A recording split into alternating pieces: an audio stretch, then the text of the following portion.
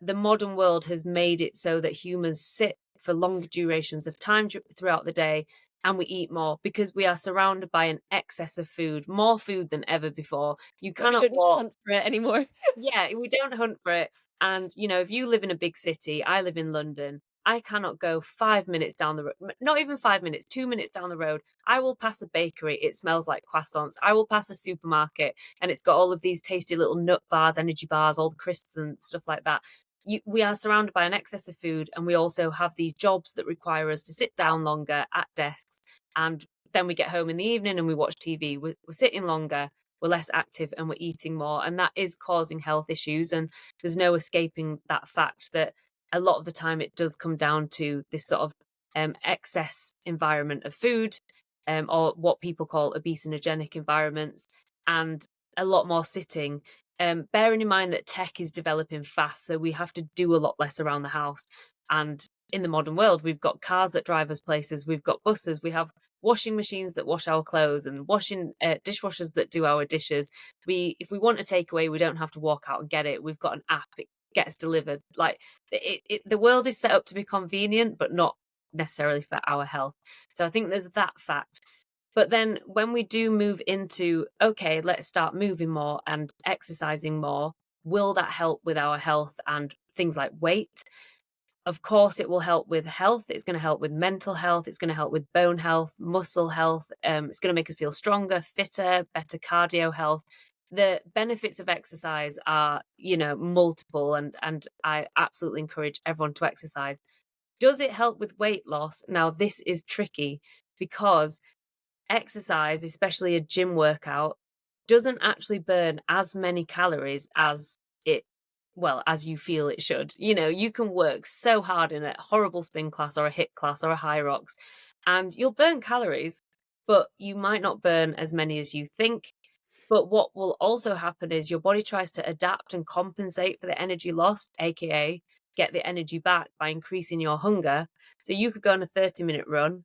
You feel really, achieved by that. You get home and you're like, I'm going to treat myself because I went on a run. You actually didn't burn that many calories that you thought. And now you're maybe hungrier, 3 times more hungry than had you have not done it. So I think the argument there is exercise for all the other benefits, but don't solely exercise to, to lose weight, or to say, I'm going to eat out later on tonight, so I'll do a run earlier to try and make up for it. Or if you've had an overindulgent night, to get up the next day and do exercise to sort of burn it off.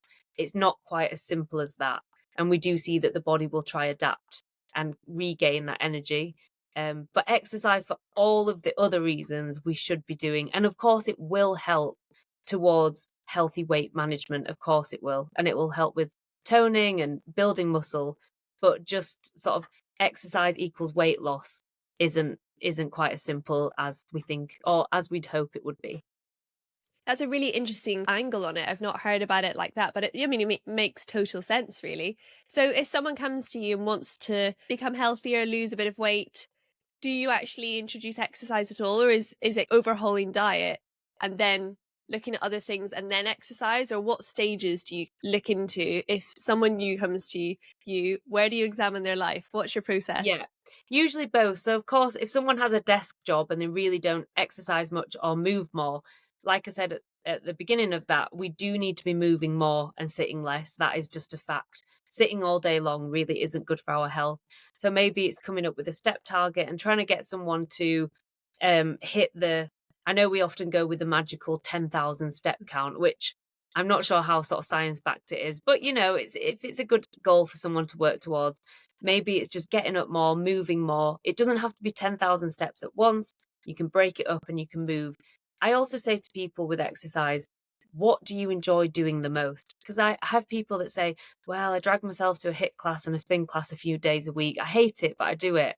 And I'm like, you don't have to do that. You can find the exercise you enjoy. There are So so many different types of exercise. You're going to enjoy one of them. yeah, exactly. Like I tried forcing myself into doing a ton of yoga and realized that I do like yoga, but not as much as weightlifting. So, pick the exercise you enjoy the most and just have fun and enjoy it and move your body. But the way I'm looking at it with clients is, first of all, if they're starting from a point of no exercise or a lack of movement, it's increasing the steps, just getting them up, sitting less, and sort of getting more steps in over the course of the day. That's going to hugely help. But on the sort of flip side of that, I might have clients that come to me and just I didn't really introduce myself, but because I'm a women's health nutritionist, I'm working with a lot of women that might come to me with absolutely no periods. It could have been years that they haven't had any period at all, or a regular cycle, or lack of ovulation.